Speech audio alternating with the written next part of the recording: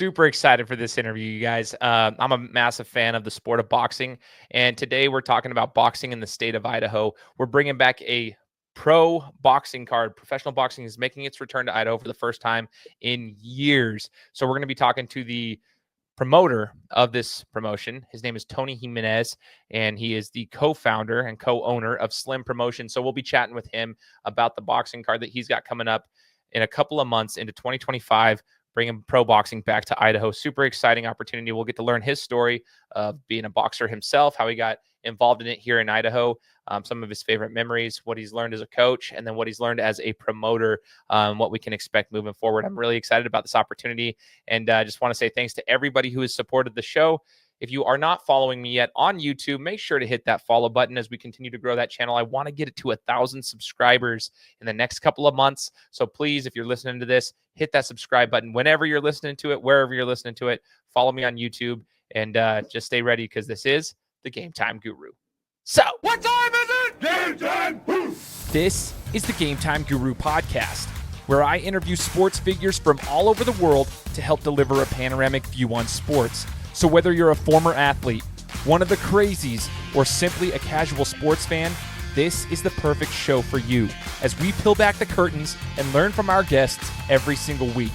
I'm your host, Shane Larson, and I'm helping you see sports through a different lens. What's up, everybody? Welcome out to another episode of the Gametime Guru podcast. Shane Larson here, host of the show. Excited to be here with you guys. As we are looking into 2025, this is a really, really awesome opportunity for me to chat with you guys. We're wrapping up 2024, getting into 2025. We're going into this with a bang, quite literally. As you guys heard in the introduction, we're going to be chatting with a co-founder of Slim Promotions. His name is Alvaro Jimenez, but we'll call him Tony Jimenez. Very well known here in the boxing world in Idaho. And we're going to be talking about an event they've got coming up in the near future here in 2025, something that's really exciting for the area around here. So if you are a boxing fan, you need to pay attention to this. I'm a former boxer, still wanting to get back in and competing. So Tony's actually been someone I've been, hitting up every once in a while, and I've got some plans here in the future at some point. But I'm really excited to chat with him because I really think this is something special coming down the pipeline. But first, I just want to say, Tony, thanks for joining the show, man. Yeah, thanks. No problem. I appreciate you having me. Oh, super cool opportunity, man. I see you're representing the Idaho Horsemen too. Got to shout out the Horsemen, local indoor football team here just down the street from me. Shout out to Chris, the guy who runs the show over there. I've been involved with them too. So we got to shout out the Horsemen. I've had quite a few of their players on my show in the last 4 years. So I like that shirt too. With that being said, Tony, let's get a little bit of your background. I want to chat with you about your experience. Obviously, I've grown up in this area, in the entire Valley. I fought for Golden Gloves with the Vista Boxing Club, and I fought for Albero's Boxing Club over in Boise back about 18 years ago. But I want to know, I geek out about the history of stuff here. I want to know your history in boxing. So give us a little bit of a background check of how did you even get into the sport, and when did you get into the sport? So my whole family is pretty much into the boxing here in Idaho. My uncle, my brothers, and I had a lot of cousins. But in, I think it was 1987, I was the baby of the family, my brother Mark, who we named the promotion after. He kind of just picked on me a lot. And so I went to the boxing gym, and that first day I came home and he picked on me some more, and we got it on. And I've been in boxing ever since. So that was in 1988. Started boxing. I boxed the amateur circuit with Cleveland Quarter and a guy named Joe Bickness, and they were out of the Cuna Boxing Club. Kenny Keene was just starting his pro career. I actually fought on one of his. I fought on his pro comeback fight back then it was the Bank of America. The place was packed. There was 5,200 people in the Bank of America. And then in 2004, I ended up, I'm in the Army National Guard. I ended up going to Iraq. I thought I was done. I was 31. I was done. I was too old. I got back, and I was pretty much like, hey, I did everything those young guys can do, man. I can still do this. I had two more fights, and it didn't take long to convince me that I wasn't I wasn't as young as I thought I was. No, that's And actually cool. So, oh, did you have more to that story too? And when you made your comeback and whatnot? oh yeah, it was at my last fight was at the Emerald Queen Casino, and there was a lot of Army personnel there from Fort Lewis, and that was probably one of the highlights of my career, where everybody was chanting for me. They called me, my nickname was the Sarge, that I got from a guy from Portland. So it was great stuff. Man, that's so cool. Actually, it's cool to hear your story because I do want to kind of dissect that a little bit too. But I think if I'm not mistaken, the connection I had with you was actually through my aunt and my uncle. Levi Blair is my uncle, and I think you know of them, or my aunt knew you somewhere. I thought it might have been the military. I can't remember, but somewhere they knew who you were because they're the ones who connected me with you, and it might have been because there was somebody that you were training that they knew or something. But anyway, just hearing the stories, and then you have the connection with Cleveland Quarter. So shout out to Cleveland. He was actually the guest on my podcast back in episode 86 when this show was brand new. 2017, 2018, I had Cleveland on my show. Got to chat with him quite a bit. Really liked Cleveland. So you were connected with some big time names, especially here in Idaho. Tony, when you came back, how old were you when you came back for a couple of fights after your military tour?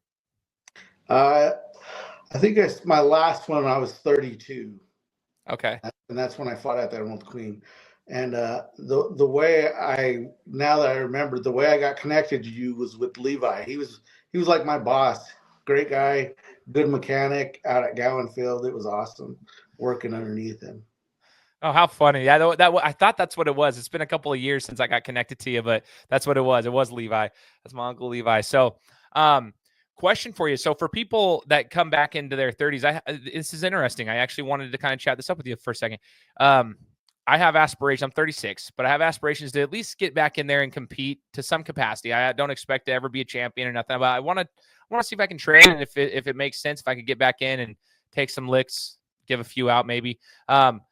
And what's funny, Tony, is my last fight that I had, I was 18 years old, and I was fighting for what we had called the Bronco belt at Boise State's boxing club because we were hosting it at Boise State. I was fighting a guy who was 28 years old, and I remember thinking to myself, Tony, that the older guys, like, he looked old, but he had that old man strength, like the actual man strength. And I thought, man, so that's always been in the back of my head. Now I'm like, I think although I'm slower and I'm a lot bigger than I was back then, I could get myself in shape. Give me 3 months to get in shape and I'd be all right. And I always think maybe I'll have that man strength that will do me well. But I want to ask you, is that real? Or am I overthinking that and thinking I'm going to be tougher than I really am? Because you made it sound like, yeah, I got back and it wasn't so good. It'll be, no, it's real. The next day, though, you'll be sore. No, it just depends on how active you are. When you're doing it every day, it's you get used to it. Even getting punched, people are like, "Man, I could never get punched." Man, you get used to getting punched. Sometimes, when I was younger, it would take me a good punch to the nose to get me started, and then that's when I knew. That's when I was like, "Okay, I'm in here." So, dude, that's funny you say that, Tony. I would literally had a conversation with my boss today, and they were asking because I was telling them about an interview I was like, hey, I got to get home from work. Got an interview at 5:45, talking about on the boxing side of things. And so we went down this like history of my boxing career, and I told him, I was like, as odd as it sounds, like there was a time where I took 2 months off for summer break from school, and I came back in at the end of August, and I was fighting this kid. Well, it wasn't a kid. He was a young adult, but like I was sparring, and I was like, he was from California. They wanted me to get some rounds with him so that he could get himself back in shape. He was a pro out of California. He's smaller than me, older than me, but he was just trying to get in shape. And I was like, he caught me really, really hard. And oddly enough, like it popped me, and I like felt like all this, like it's like I don't know, it's almost like iron, that like this taste in your mouth and stuff from getting hit. Like you feel like a feeling, I can't explain it. But I was like, I remember getting hit and being like, yeah, I'm back. Like it felt so good. So I don't know if I like that so much now, but I know what you're saying. I've never heard it explained like that, but that's exactly what it is. It's like an iron smell or something, and it just lets you know, hey, you're ready, you're back. No, I love that, man. Do you have any of like you mentioned a lot of these guys? You mentioned some cards you fought on as a boxer yourself. Do you have any of favorite memories specifically that you might mind sharing with us? So my first fight was that fight where Kenny King came back over in Boise. I had just got done fighting like a month before in the amateurs, and I got offered a late fight to make my pro debut, and I was ready. But when I came out and I saw that crowd, 5,200 people, uh, I got a little freaked out about it. I went in there. I lost my first fight, but I went in there in like 30 seconds. He threw a right hand and knocked me down. And I think it was because my legs. I was just nervous. It came back. I ended up having the guy on the ropes, and I was pounding him. And I think if I would have just stepped back, I think he would have fell forward. But I was just wanting to knock him out so bad. I on him the whole fourth round, and I seriously believe if I would have just stepped back, now that I look at it, I think he would have went down. And when they announced him as the winner, he won that first round because he knocked me down. I won the rest of the rounds. I thought I won the rest of the rounds. And so when they announced the winner, when they announced him as the winner, the crowd booed and they were all saying my name. That was probably one of the best memories that I had. Oh, that's awesome, man. That's super cool. Um, at what point though, Tony, did you decide that like, hey, I want to go kind of more into the training side of things, or just more on the opposite, moving from the I guess what was the biggest transition from going from being a fighter, being in the ring, having those experiences, being able to give the punches, take a couple, to then the coaching / administrative side of things? What was the biggest transition for you? So after I had my last fight, I was still in the guard, and still I was a full-time guardsman, but I wasn't sure what I was going to do with boxing still. And my brother comes to me, the one that I'm a co-partner with. He's like, "Hey, I want you to teach my son how to box. He wants to learn how to box." And that's all it took. I set up a gym in my garage, and then we got too big for my garage, so we went to my brother's garage, and then next thing you know, uh, we teamed up with the Nampa Pal, and we went from there. That's so cool, man. Talk to us about that too. So when I was fighting Tony back in the early 2000s, so 2006, 2007 was my last year fight, but I started in 2003 when I was like 15 years old. Um, and I remember like I was always fighting in Boise because Meridian had nothing. This is before mixed martial arts started taking off in the Valley. They didn't even have any gyms for that matter for mixed martial arts. You either were martial arts or you were boxing, and that was like you could do like taekwondo, whatever, kempo, karate, or whatever, but they didn't have any MMA facilities yet. But I remember at that time always hearing about there was a Caldwell gym and some Nampa fighters, and we were always told that like out in East Idaho there were some good fighters, and there were some dogs out here in this part of the valley where it was Nampa and Caldwell. What has the growth been like? And since you've been coaching and training, you said Nampa Pal. How have you seen the sport evolve out here in Nampa Caldwell area since you've been coaching? It's evolved. I think back in the day, there's probably two or three teams from Nampa. I think maybe two, and then some small teams. But right now, there's probably like three or four boxing gyms in Nampa. Um, Caldwell still has a few. I think some of them have merged. You got two cities boxing out there. You got, I think, Caldwell Optimus and a couple of those ones. I think they train at the same gym.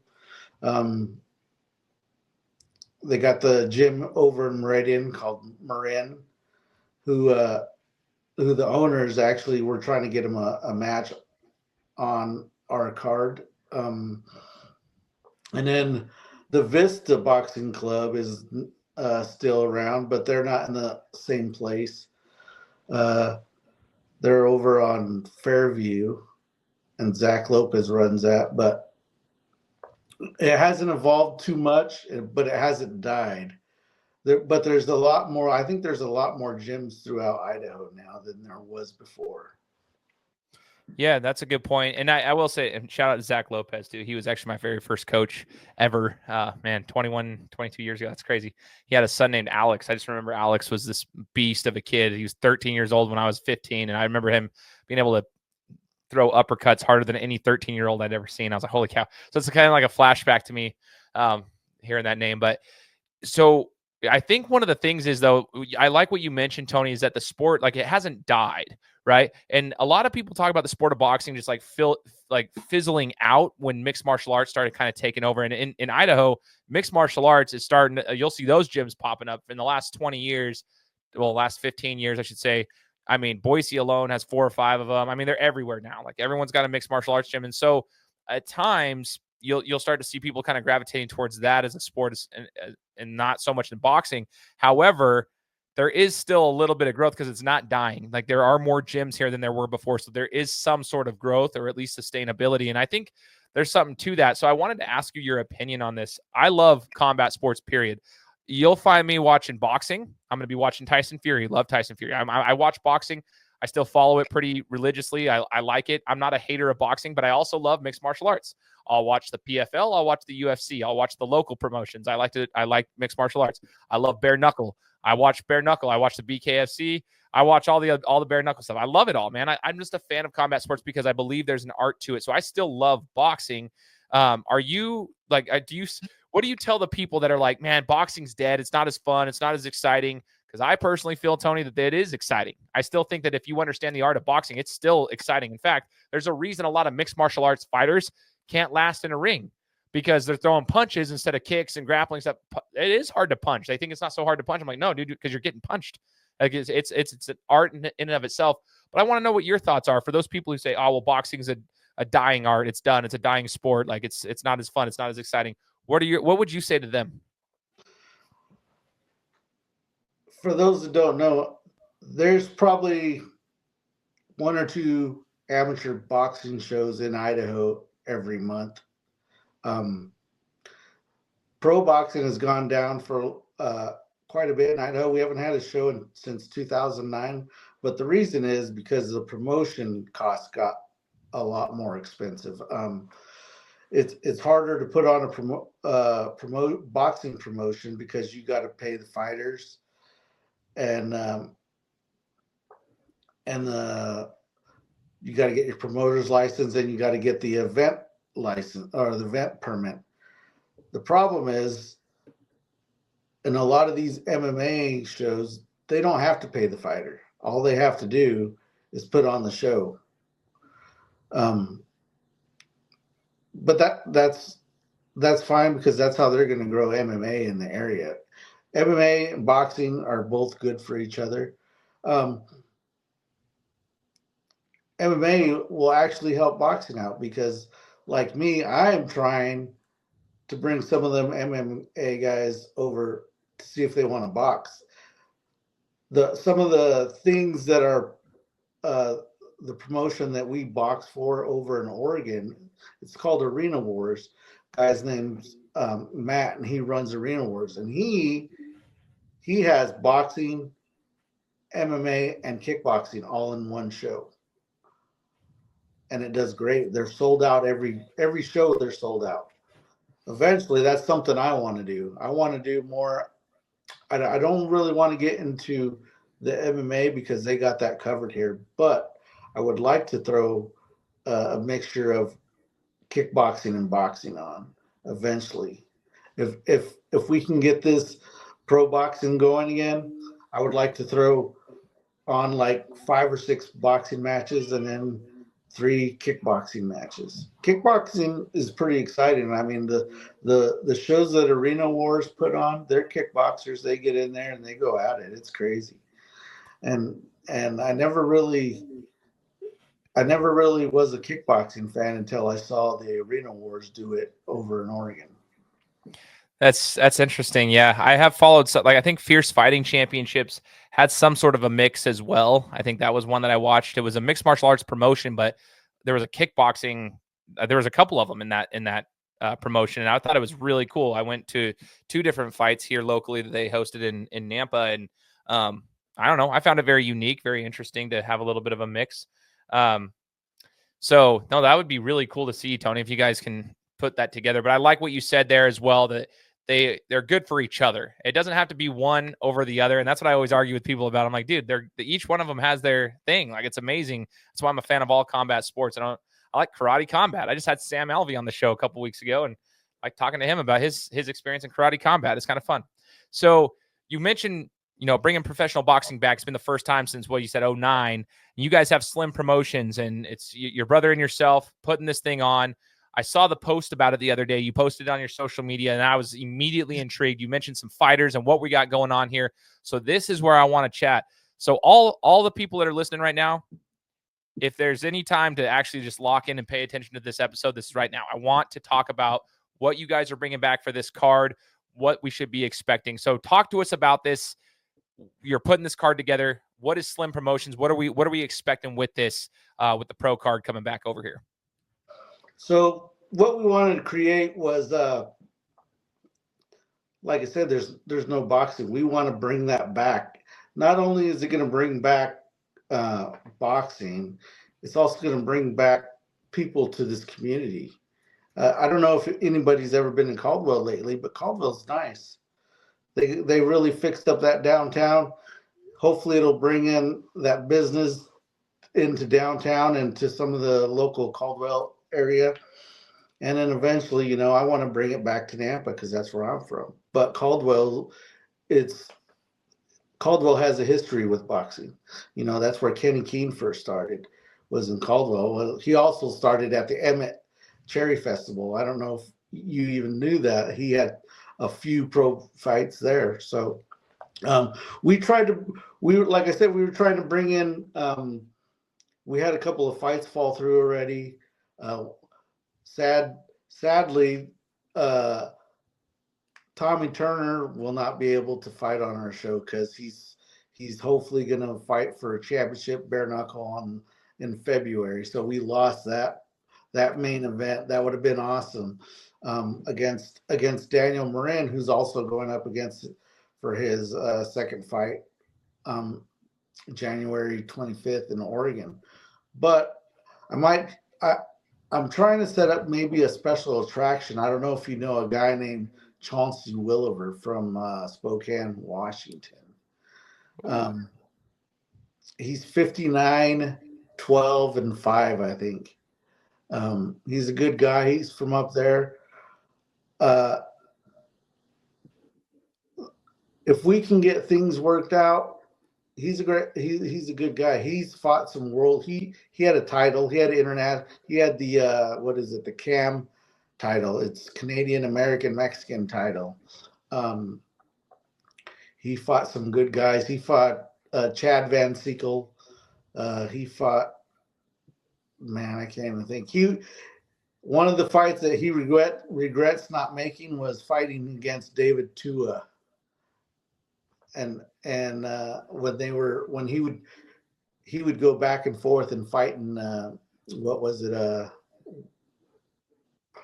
in Tua's hometown. I can't remember where he's from, but they would go back and forth, and he would spar with Tua, and he was like, man, that guy had so much power. He goes, but they would spar all the time. So he's a legend.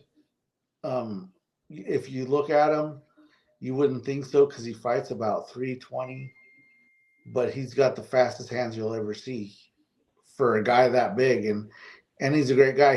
He was doing some announcing for some pro boxing. He announced for Roy Jones, but we're trying to bring him. And then we got some up and comers that are late starters because there was no boxing here. I have a boxer, my nephew. His name's Robert Jimenez III. He just had a fight in November, stopped his guy in the third round.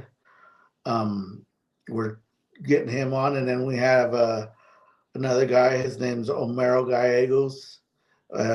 We got an older guy. His name is Martez Branson. He's going to be fighting a guy from Emmett named Tristan Crater, I believe is how you say his last name. We're trying to get as many locals as possible. I don't like to usually fight in-state guys because we're trying to grow everybody, but at this point, trying to save money is key on a promotion like this. So we're trying to give everybody a chance. And we have another heavyweight. His name's Marcos Luna. He's my nephew as well. Big guy. He's 6'4", 240, 245. We got another guy. It's a debut for him. His name is Henry Pimentel, I believe is how you say his last name. We call him Henry the Eighth. He's a big guy. He's 6'4", 220. We're trying to bring some. We're trying to find some opponents for these guys still, and that's what we got. I mean, I also talked to Daryl Flores. Do you know? I don't know if you know who that is. I do know who Daryl He's Flores is. very interested. I think we might have him a match. We're still trying to get that together. You know, so I'm trying to bring both of these sports together. Like I said, they could help each other out. Oh, totally, man.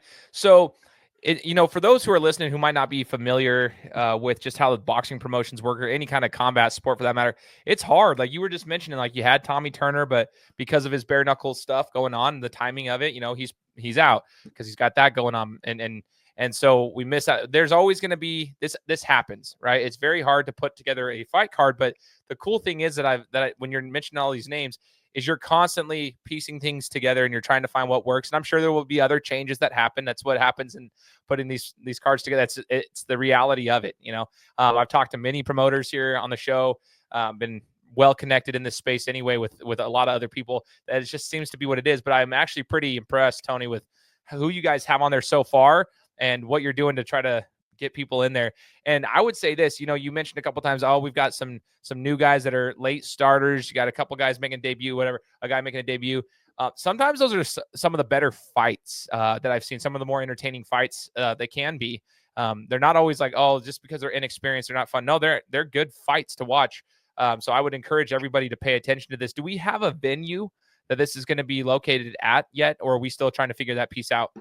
Right now, it's going to be at the center, but that might change. But the center over in Caldwell, it's it's the newest Canyon County Fair buildings. It's right kind of by Simplot Stadium. It's only about 2 years old. It's beautiful. It's right in between Simplot Stadium and the softball and the baseball field. And there's a big parking area back there right next to the railroad tracks. They really did a good job of that building. That's exciting. No, that's really cool. Do we currently know what the cost of admission is going to be, and if there's any sponsorship booths or anything of that nature, like tables available for the public yet? Or are we waiting on details on that? We're still taking in sponsors. We're doing some advertising. We got some advertising packages with tables and whatnot. If you're looking for a booth, get a hold of us. We'll see what we can do for you. I know there's something I like. I believe we might have one of the car dealerships in. I'm like, hey, bring me some cars. We'll put them up there. I've also talked to some of my old recruiting buddies at the National Guard. We might have the National Guard come out, have a display, and singing the national anthem for us. I know there's a couple of guys out there that sing the national anthem beautifully. They were recruited right around the time I was getting out of recruiting. But yeah, most of this, the only reason why I'm able to do it was because I retired out of the Army National Guard here in Idaho. So, I'm always going to go back to them. Hey, if there's any way I can help you, then let me know, and we might be getting this done. There's going to be some of them. If we get it done, there are going to be some of my old recruiting buddies that are going to be there, and um, what a better way of supporting us is than coming out, watching some fights, and going over to that booth and seeing what they have to offer, because they have a lot of stuff to offer right now in the Guard. You can practically get any job you want if you're looking at joining in the Idaho National Guard. Heck yeah. Well, here's what I would also say here on the podcast. For those who are listening, if you are interested in potentially sponsoring, getting a booth, getting a table, being involved in any form or fashion, either hit me up or I can get you Tony's contact information directly. So hit me with a DM or hit me with an email if you guys are interested. You're listening to this and you're like, hey, that might be interesting. If you're in the area and you think you could find ways to do it, that's what we're all about. We got to support these local promotions like this, and I'm happy to get the word out there for you as well, Tony. I am really excited to see this. I'm hopeful that I'll be able to make it to this event. I would love to be able there and get some footage of it as well. Just trying to capture some stuff around there. Super exciting. Question for you, in regards to the sport itself, what is the biggest life lesson, Tony, that you think that boxing has taught you? The biggest life lesson is discipline. You have to be disciplined. Back when my uncle started coaching me when I was a kid, I try to tell people this story all the time. We had a gym. It wasn't the best gym. It was a garage, We trained there, and eventually the fire department came in, shut us down, and it took us a while to find a new location.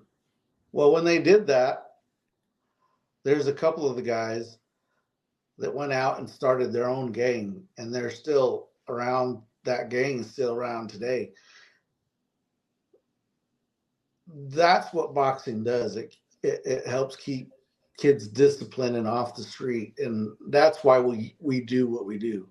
The reason why I'm doing a pro promotion is to give those guys that are spending all that time boxing in the amateurs a look at what can happen afterwards. I mean, there's times where their kids see there's nothing else. There's no pro boxing. What am I going to do? Well, that's what we're trying to do. We're trying to let these guys see that, hey, there is a way to make a living after, or make some extra money after amateur boxing. You just have to be disciplined. And that's the one thing that boxing has taught me, is discipline. I mean, after I started boxing, after high school, I wasn't sure what I wanted to do, but I knew I wanted that structure, that discipline. And that's when I decided to join the Army. And I stayed in it for 24 years. I retired after 24 years of being in the Army. I started in the Army, and then I transferred over to the National Guard, and that's where I retired, is with the Idaho Army National Guard. That's awesome, man. That's super cool. And I would agree with that. The whole discipline discussion is huge. And as you were talking, it reminded me, when I was fighting, I do remember there were a lot of guys that were coming from the streets. They had some rough lives. A couple guys who'd come in, coming out of jail. And that was like one of the first things they did, is try to fight a boxing gym. And the reason they said that was because they needed something to get them out of the streets. So that gave them a reason to be in the gym 4 days a week. So they'd be off the street for 4 of those days. You know what I mean? So that was their way of like coming in there. And one of them told me, he came in, he had a Scarface tattoo on his leg. And I just remember him telling me, I got to stay out of jail, man. So I don't care if you beat my ass. I don't care. I just need to stay out of jail. He's like, I got to give shots. I got to take shots, but I just got to stay out. And so he was in there just so he could be out of there. And it gave him something to fight for, quite literally, pun intended. Because it was, it's the discipline factor. It gets you off of the streets and it gives you something to fight for. So that's cool, man. I appreciate you sharing that. Now, Tony, is there anything else before we wrap up that you would like to share regarding either the sport or the promotion itself that we haven't touched base on yet? No, one thing I did want to mention was I forgot to mention was the prices. We're going to have it's going to be a little high on this first show because we're starting out. We've got $40 for general admission. Then we got $55 for row two through 3. Ringside's going to be $100, and we're also going to have tables. We're going to have $500 tables. So. And where are the tables located in regards to the ring itself? They're going to be on one of the ring sides, and there'll be 12 tables that we're gonna sell. Eventually, we'll have a website on my. I'll eventually have a website where we'll be able to. I believe we're going to use Afton tickets. I have my website developer working on that website. Once it's done and we're ready to start selling tickets, we're kind of waiting because of the new year. We're kind of waiting to try to do as much as we can until the new year. As far as the way the taxes run, we don't want, we want to be able to be reimbursed for everything we get. Yeah. So there's a business move to it. I got you. Yeah. So as soon as that, I'll put that out, and I'll let you know, and I'll shoot you over a link to where you can put that on one of your podcasts or something, or absolutely, yeah, or on your Gametime Guru Facebook page or whatever. For sure, yeah. When we get the more information you get, when you get it, send it to me. I'll make the updates to the podcast. I'll make the updates to the actual social media pages and everything. And so we'll do the updates as we continue to promote the show as it's getting closer. So yeah, any updates you have, hit me up. And for those who are listening, make sure to hit the description. So as soon as the website's up, as soon as all these things are up, we'll continue to update that here in the description of this podcast. So just make sure to do that. And yeah, I just want to remind everybody, just if you're here in the local area and that's something that you're interested in, I would encourage you guys to come check it out. Invest in it, invest in these fighters, invest in the promotion that Tony's putting on. It's worth it. It's going to be a fun time to see the sport, continue to grow, and giving these boxers a chance to fight professionally here in Idaho. It's going to be awesome. So I'd encourage you guys to come check it out. If you guys have questions, once again, come chat with me. And I just want to say thank you, Tony. I want to say thanks. I appreciate your time, being willing to join me this evening and chat about the sport, man. Thanks for having me on. I appreciate it. And thanks for helping promote this hopefully great thing that we're going to bring back to Idaho. Heck yeah, man. I love it. I'm a fan of the sport. And for all those who are listening, hey, make sure to hit that follow button. If you're following me on YouTube, hit the follow button.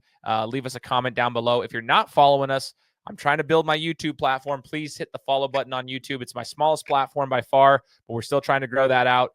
And just hit that subscribe button, because we'll be coming to you guys next week with another interview. Take care. Guys, thanks so much for listening to another episode of my show. Now, if you could go and do me a favor, head over to iTunes, give me 5 stars, and leave me a review, it would be greatly appreciated. Thanks, guys. Appreciate your support.